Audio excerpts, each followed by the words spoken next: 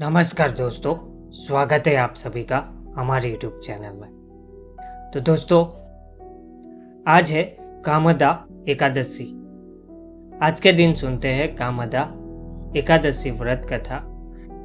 इसे सुनने से सभी पापों से मुक्ति मिलती है। इस साल कामदा एकादशी 19 अप्रैल को यानी कि आज है चैत्र शुक्ल की एकादशी व्रत भगवान विष्णु को समर्पित है। इस दिन पूजा करने से भगवान विष्णु का विशेष आशीर्वाद प्राप्त होता है।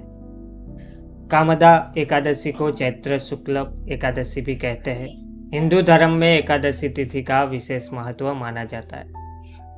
वर्ष भर में 24 एकादशी मनाई जाती है, जिनमें से प्रत्येक का अपना अपना अलग फल और महत्व होता है। कामदा एकादशी के दिन श्रद्धालु भगवान विष्णु की पूजा करते हैं। तो आज जानते हैं एकादशी व्रत कथा।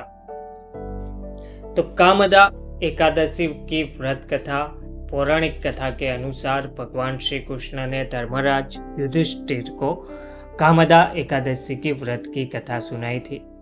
इनके अलावा भगवान राम के पूर्वज राजा दिलीप ने भी कामदा एकादशी का महत्व और कथा गुरु वशिष्ठ से सुनी था। कथा के अनुसार प्राचीन काल में पुंडरीक नाम का एक राजा राज्य करता था। वह भोगीपुर नगर में रहता है।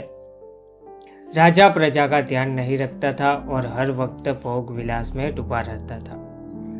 उसके ही राज्य में एक पति पत्नी दंपति रहते थे, जिनका नाम ललित और ललिता था। दोनों आपस में सच्चा प्यार करते थे। ललित राजा का यहाँ संगीत सुनाता था। एक दिन राजा की सभा में ललित संगीत सुन रहा था कि तभी उसका ध्यान अपनी पत्नी की ओर चला गया और उसका स्वर बिगड़ गया। इसे देखकर राजा पुंडरीक का क्रोध 7वें आसमान पर पहुंच गया। राजा इतना क्रोधित हुआ कि उसने क्रोध में आकर ललित को राक्षस बनने का श्राप दे दिया। राजा के श्राप से ललित मांस खाने लगा, राक्षस बन गया। अपने पति का हाल देख ललिता बहुत दुखी हुई। पति को ठीक करने के लिए हर किसी से उपाय पूछती रही। आखिरकार थक हार कर वह विंध्याचल पर्वत पर श्रृंगी ऋषि के आश्रम पहुंची और ऋषि से अपने पति का सारा हाल बताया। ऋषि ने ललिता को कामदा एकादशी का व्रत करने की सलाह दी। ऋषि ने कामदा एकादशी का व्रत का प्रताप बताया और ललिता से इस व्रत को करने को कहा। ललिता ने ऋषि के बताए अनुसार शुक्ल पक्ष की कामदा एकादशी का व्रत रखा और भगवान विष्णु का ध्यान करते हुए विधि विधान से पूजा अर्चना की।